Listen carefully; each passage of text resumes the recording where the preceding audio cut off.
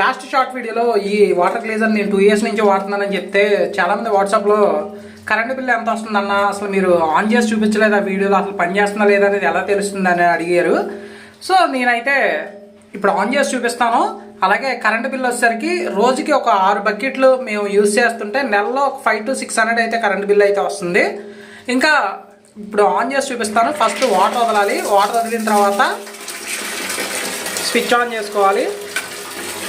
So working కండిషన్లోనే ఉంది. ఇప్పుడు suppose మీకు వాటర్ ఆపేస్తాను, పొగలు ఎలా వస్తాయి చూడండి.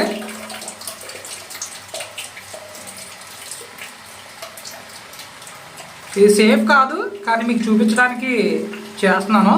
ఒకవేళ సేఫ్ సైడ్కి మనం వాటర్ ఆపేసినా కంప్లీట్గా దానంతటా అది టర్న్ ఆఫ్ అయిపోతుంది, మీకు రెడ్లోకి షిఫ్ట్ అయిపోతుంది. వెంటనే టెంపరేచర్ హైలోకి వెళ్తే రెడ్లోకి షిఫ్ట్ అయిపోతుంది.